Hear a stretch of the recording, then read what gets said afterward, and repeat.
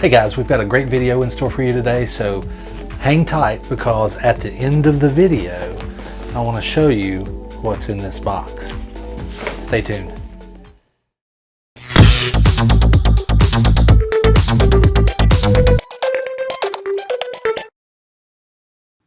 Hi, welcome to Digital Powertrip. I'm Chris, and with me is my friend Jens. He's from Germany. He is the moderator of a forum on Facebook called Visual Pinball Junkies, and we are going to start a little series where we talk about all things visual pinball. And so, Jens, take it away. Introduce yourself for everybody. First of all, thank you, Chris, for letting me here to talk with you. My name is Jens, but in the internet and all my friends just call me Bambi. Bambi Plattfuß is my nickname. Maybe you saw some of my videos, and if you are a member from our group, then you know me very good, because I'm gonna help almost everyone, or at least I'm gonna write something when you have a question or something else.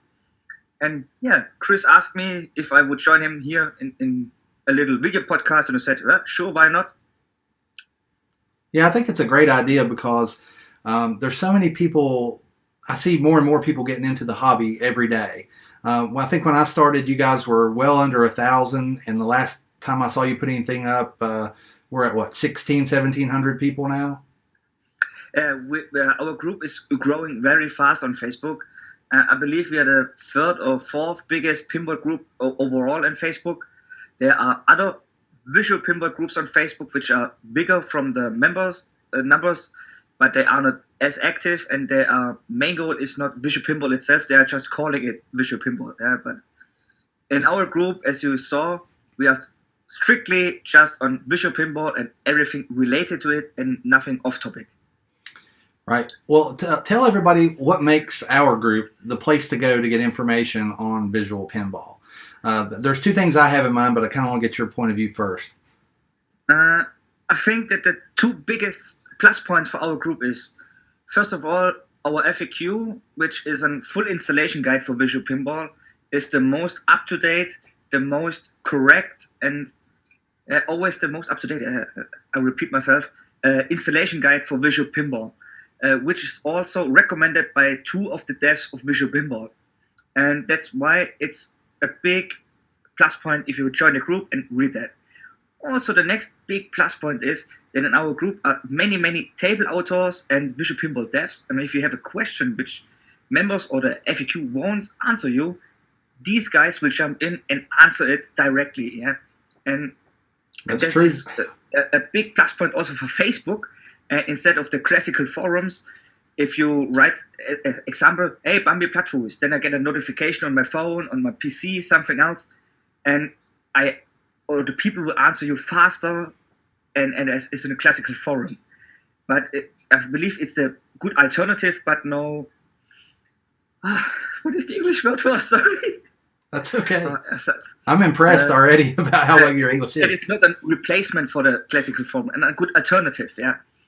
I believe the classical forums will need to be there, because many informations we can't provide in Facebook, or there are so many information. So and it's hard to search for Facebook forums. It will get lost too fast. Yeah, and that's why we made a sticky post with some topics which linked are like the work in progress thread or the FAQs and such things, so people can just read the sticky post and find the most common things fast.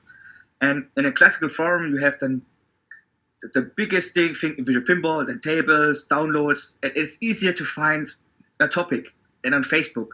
But on Facebook, you get answers pretty quicker than on a forum. That's the biggest plus point. And like I said, in our group are almost all table developers and visual pinball developers, and our FAQ is really good. I believe so. Oh, I agree. I'm fairly new to the hobby. I'm less than a year into it.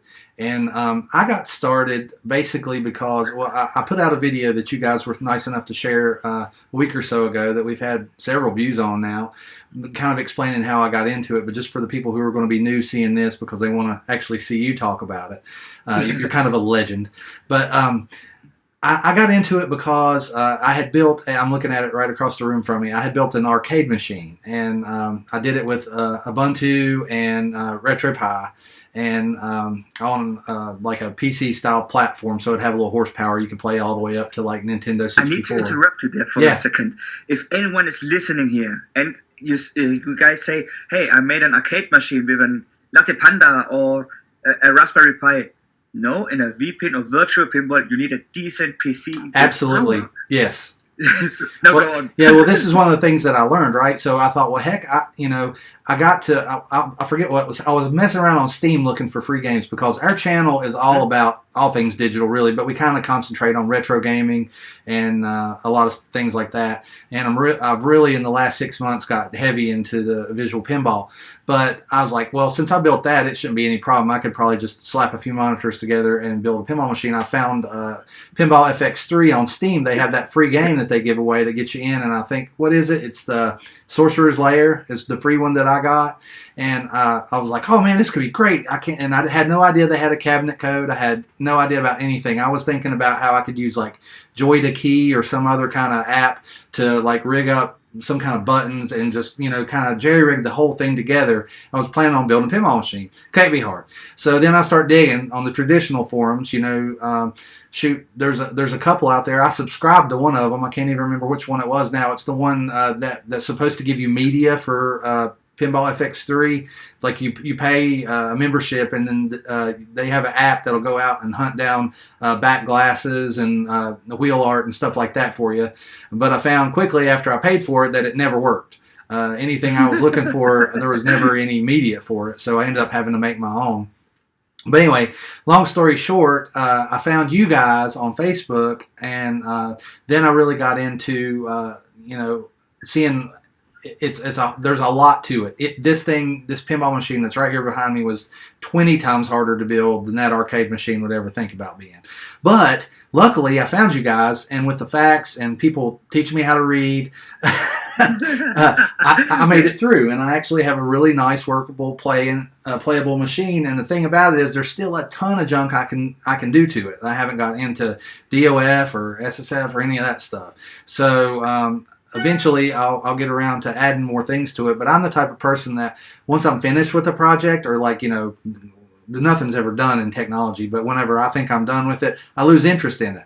And this is one of the things that has kept my interest so well over the past 6 months, and that's a really long time for me. Usually it's like 3 days and I'm done. I'll buy a new video game. Like I bought a PS4 just a few weeks ago, and when I bought that thing, I was like, oh, there's all this cool stuff for it. Well, graphically it sucks, number one. I have an Xbox One X that I usually game all my stuff on, but I lost interest in just no time at all. So Visual Pinball has really kept my interest, and it's really cool because you can get close, like you say, close to the authors and close to some of the developers and people like that, and it really makes it an interesting hobby to get into for sure. Yeah, the biggest plus point from Visual Pinball is it is a community project. All thing is free, and like you said, you get in touch with the developers and the table authors so pretty easy.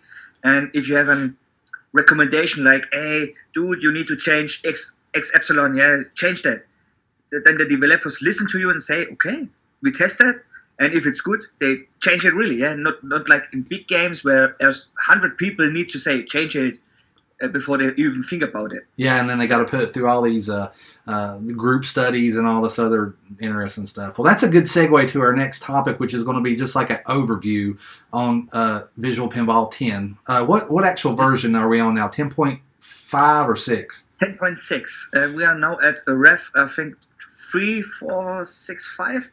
I need to look up, but it is the latest beta is 10.6, and but keep in mind, all Visual Pinball 10 are downgradable, playable. So even you have a table made in 10.0, it is playable in 10.6, not like in the older versions where a table was only playable in this version. Ah, that's handy to know. I didn't actually know that, so that's good. That's good stuff. So who actually developed the original Visual Pinball? As far as I know of, it was Rascal. Which is found on vpforums.org. That's a forum that I've been on before. A forum where you don't find me anymore because of personal problems with the forum admin and myself, and the things he does in his forum. A good friend of mine said, it's his house, his rules. Don't say anything. And yeah, correct. It's his house, his rules. But if I don't like the rules, I don't have to visit it. That's right. You don't have to go. Yeah. And that's why if you have a question and you write it there or you PM me there, I don't answer because I don't visit this forum anymore. Yeah. And I think it was Wrestle which did VP, which English word, which invented Visual Pinball. Got it. And when it came from Visual Pinball 8 to Visual Pinball 9, he made it open source so everyone can develop it. And then guys like Toxie and Fossil and no offense was even a beta testing then, and other people like DJ Rob X and many others. You can see that in the changelog. Then you see all the names who are really developing and who helping developing in the back days, since it is open source. It is really a big list. I believe about 20 people or so who made this program itself.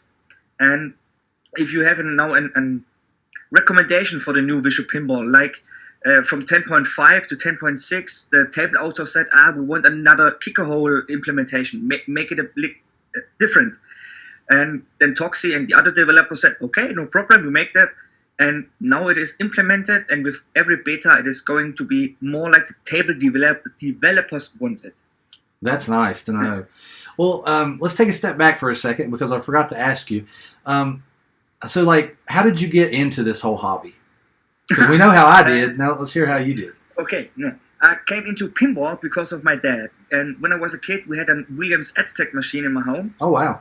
And I played it with my dad all the time. And my mom was always, those chimes are too loud. And I loved it. With my dad, every time he came back from work, we played that shit over it. So, long story short, I was growing older. I get out of my home, had my first own home, no pinball machine. So I was always sad and I wanted a pinball machine. Then my wife bought me a Data East Maverick. I was happy for 2 or 3 years. And such a great game. And then we had a lightning struck in our home. Oh, no. And all electrical things in our home was burned, like TV and my pinball machine. And it was, for me, unrepairable. And because of, I needed the new, I needed new boards for optocouplers and the whole electrical thing. And it was about 2,000 euros just for the parts. Oh, wow. If I had bought, it's about $2,500, right. I believe. Yeah. So if I had bought the machine new, it would be about $2,500. Oh, man. So it was a waste of money to get that thing repaired for me. So I sold it to a collector which had the same machine, and he needed only the cabinet because his cabinet was bleached out from the sun. Oh. And we had a good deal, and then was without a pinball machine, and I wanted a pinball machine. So I went to the German Flippermarkt forum. It's the biggest pinball forum in Germany. And I wrote, hey, I'm searching for a pinball machine. And then the owner of VPin shop wrote me, hey, dude, you're living just 10 minutes away from me. Come to me, visit my shop. Maybe it's something for you. And I said, okay, 10 minutes. At least I could drink a beer with you. Right. And then I visited his shop, and I was already blown away from his virtual pinball machine. And I said, I need that. And 5 minutes later, I said, okay, I buy this. And I started building my first virtual pinball cabinet. And as you saw it maybe on my YouTube videos. Yes. We'll link that in the description. We'll put links to all this stuff we're talking about. I'll put it all in the description so people can check it out. So about a year later, I said, I was happy with my virtual pinball cabinet, but then I was again at VPin shop, and he built that awesome 4K machines with fully DOF working, and for YouTube, which he had a great deal with them. He needed, I think, 10 machines or so. And we was playing that, and the Flippermarkt forum had a round table. We make that a virtual pinball round table every 3 or 4 months. And we were at Sven at his shop. And I played this YouTube virtual pinball. And I said, hey, damn, I want that fucking 4K, man. So then I said, okay. I sold my virtual pinball cabinet, my first one. And then I started building this one you see right now here. Yeah, because now Skyping here with you over my virtual pinball cabinet, and you can see that also on my YouTube channel, which I shared how I built it. And, yeah, I love that video, by the way. Yeah, and it's, a little comparison about your virtual pinball and my virtual pinball. That's one of the things I really love about this hobby. You can do that all by your money you have. Mm-hmm. Like I had more money to spend, so my machine is, I would say, the Ferrari, and yours is the Fiat. Yeah. Yeah. For us Americans, it would be like a like a Chevette. That's what I've got. Yeah, but it runs. It gets me there. I can add to it later. I'll put a wing on it later. Something like that. Yeah.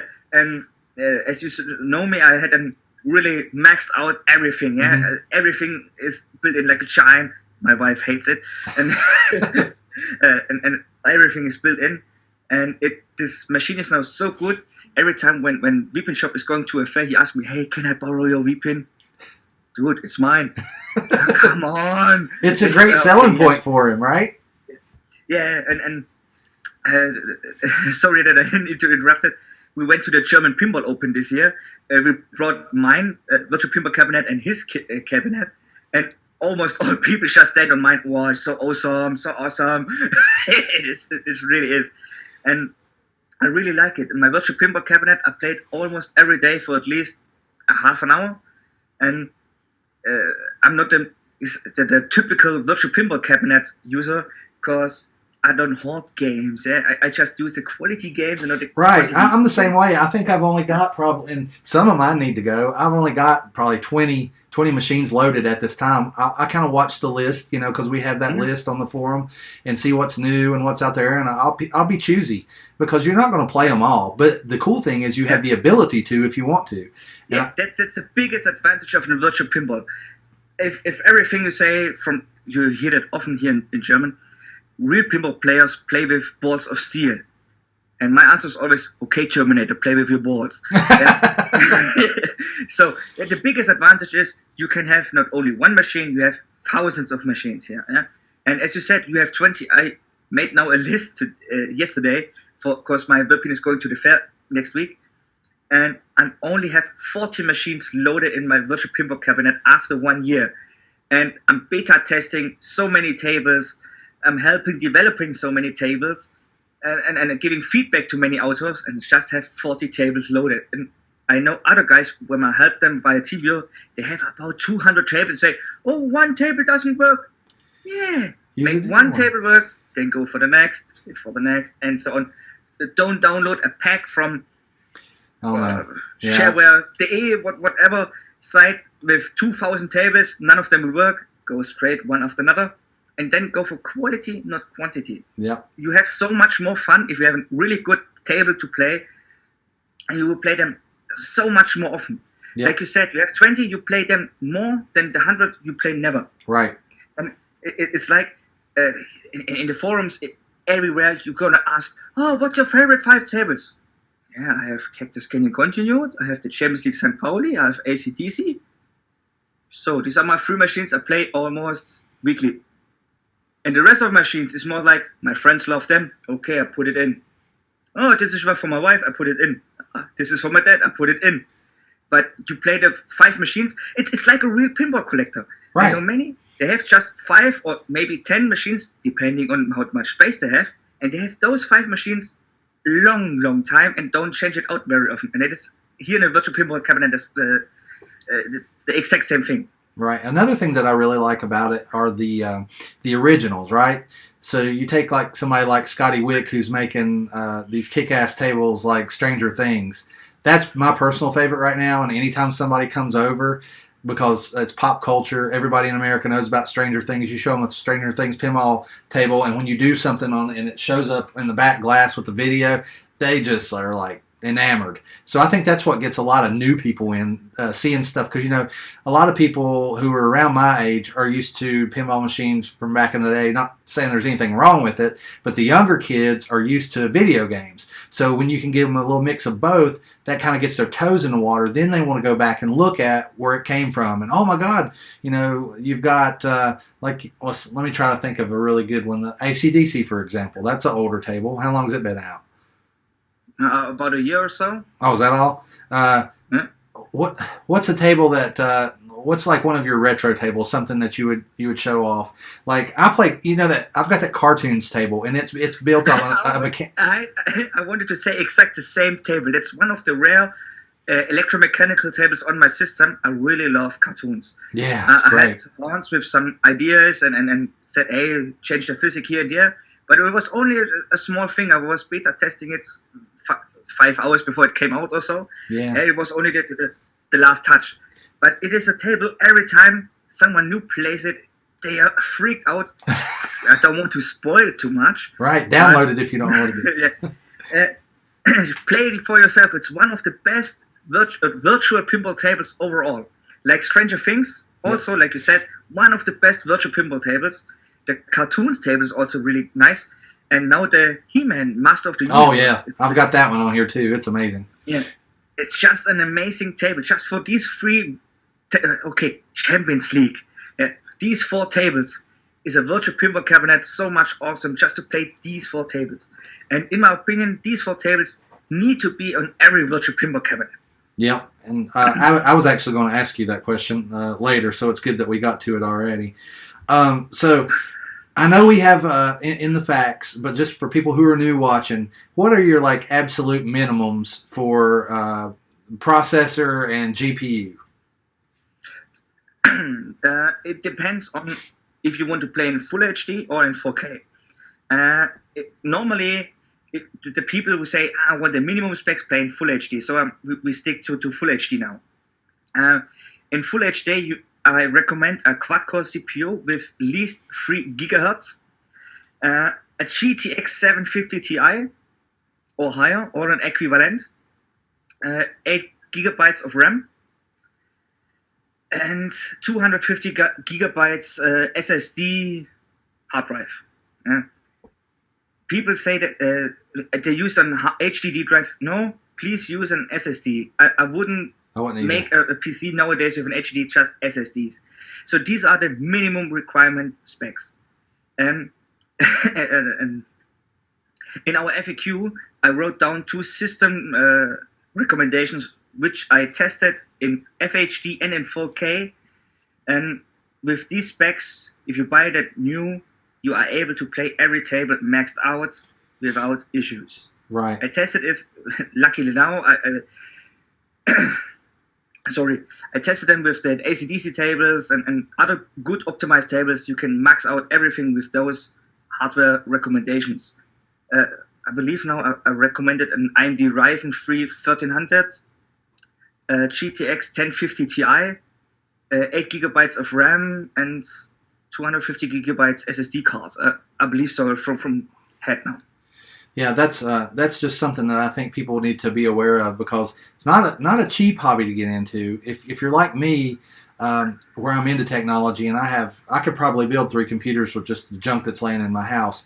And luckily, I had enough PC hardware, but I've already gone through 2 displays. I started off with just some old 32-inch LCD that I have laying around, because my cabinet, it's not quite a mini, but it's smaller than like a full size. And then there's a wide body, so more like a MIDI cabinet. Yeah, it's a 32 MIDI. inch. Yeah. I think that for everyone who's making a virtual pinball cabinet, we're talking about sizes.